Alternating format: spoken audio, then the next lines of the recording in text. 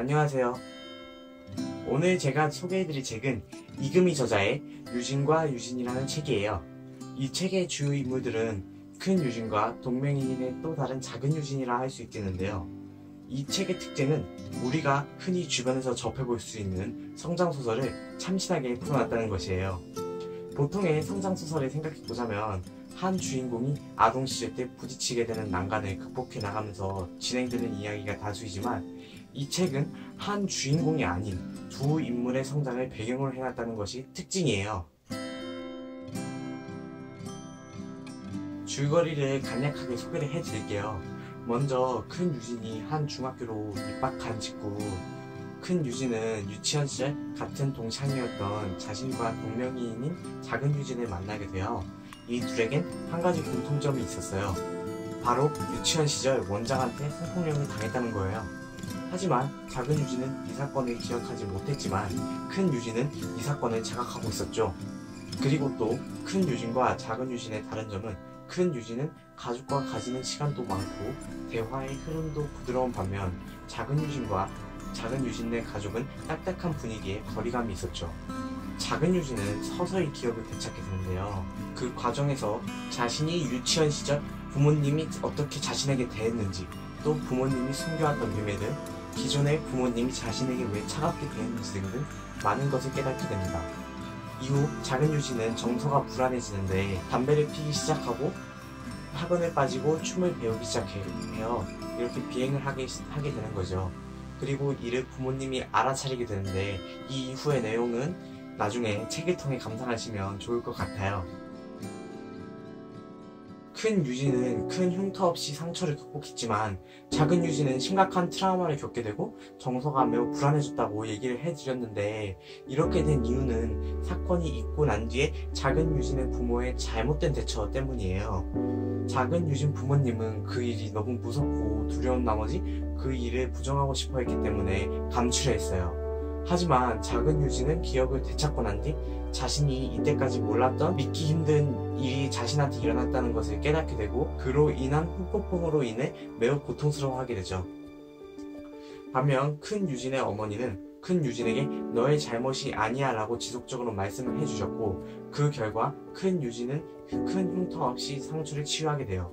또한 작은 유진은 책 중간중간에서 자신이 비행하고 있다는 사실을 부모님이 알았으면 좋겠다는 생각을 하게 되는데 자신의 처지를 알아주고 아픔을 이해해주고 관심을 가져줬으면 하는 마음이었겠죠. 하지만 자신의 비행을 들켰을 때 부모님은 오히려 대화의 시도조차 없이 다짜고짜 유진에게 폭력을 가하고 화를 내게 되죠. 왜 자신이 비행하게 됐는지도 물어봐주지 않는 부모님의 모습에 더욱 깊은 상처를 입게 돼요. 이렇듯이 아직 미숙한 아이들의 정신적 성장과 건강에 있어서 주변 환경은 매우 중요한 것 같아요. 작은 유진이 만약 큰 유진만큼 좋은 주변 환경에 갇혔다면 비행을 하거나 자신의 과거에 의해 고통을 겪지 않았겠죠. 여러분들 또한 주변의 환경이 될 수가 있어요. 주변의 친구나 가족뿐만 아니라 인터넷 속 사람들 등등에게 말이죠. 그들에게 문제나 불행한 일이 발생했을 때 그들에게 관심을 가지고 보듬어주는 자세가 필요해요. 난데없이 화를 내거나 함부로 대해서 안 돼요. 그 예로 악플이나 방관, 무관심 등등이 있겠죠.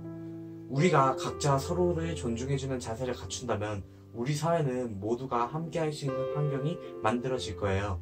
책 중에서 청소년 상담실 소장 직책을 맡은 건우 엄마라는 인물이 등장하는데 이 사람은 TV 시사 프로그램에서 어른들과 우리 사회가 청소년들의 문제를 야기한다는 입장을 밝힌 인물이에요.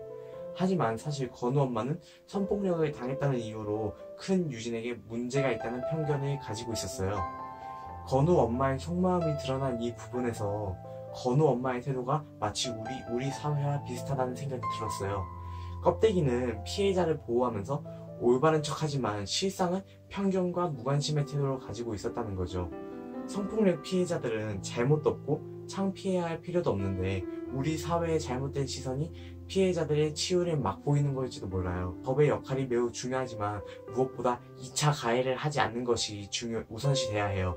죄는 가해자가 저질렀는데 피해자에게 탓을 되돌리는 행위는 하지 말아야 해요. 여러분들은 자신도 모르게 2차 가해를 해본 적이 있지 않은가요? 애초에 왜 그런 짓을 한 거야?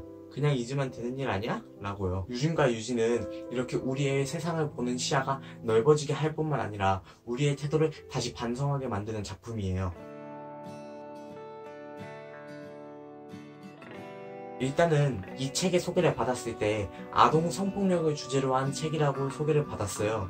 굉장히 무겁고 읽기 꺼름직할 줄 알았는데 막상 읽어보면 그렇게 어렵지 않은 단어 선택, 일상생활에서 많이 볼 수 있는 장면들이 많이 나와서 청소년들도 편하게 읽을 수 있게 눈높이를 잘 조절했다는 느낌을 받았어요. 또한 책 중간중간에서 청소년이라면 한 번쯤 겪었을 만한 성적과 연애에 대한 고민, 부모님과의 갈등 등등 많은 부분에서 공감할 수 있는 요소들이 많았어요. 작가는 누구든 현실에서든 두 갈래의 길 중 하나만 선택할 수 있지만 허구의 세계에서는 각각 다른 인물을 통해 독자들에게 두 가지 이상의 현실을 체험할 수 있도록 하고 싶었다라고 말해요. 문학이란 하나의 시민대행 체험이에요. 두 주인공의 시점을 모두 책에 잘 담았고 감정을 굉장히 섬세하게 표현하여 양쪽의 감정과 입장을 모두 체험할 수 있게 했죠. 작은 유진은 가족 간의 대화와 행동에서 굉장히 가정에서 위태롭게 간신히 숨만 쉬며 살아남고 있는 것 같았어요. 이렇게 두 인물이 따로 표현됐지만 마치 하나의 인물이 또 다른 선택을 했을 때 결과가 극명하게 차이가 난다는 것을 느낄 수 있었어요. 때문에 작가의 의도가 아주 잘 녹아들어 있다는 느낌을 받을 수 있었어요. 이 책을 읽으면서 작은 유진과 큰 유진의 감정에 이입하며 유진이 슬퍼하면 저도 슬퍼하고 기뻐하면 저도 함께 기뻐하면서 함께 성장과 극복을 경험한 것 같았어요. 그리고 이것은 제가 앞으로 살아가는데 좋은 영향을 끼칠 것 같아요. 여러분들도 이 책의 성장과 풀리지 않는 문제에 직면해 있다면 이 책을 통해서 해답을 찾는 것도 좋을 것 같아요. 지금까지 유진과 여진 책 리뷰였고요. 시청해주셔서 감사합니다.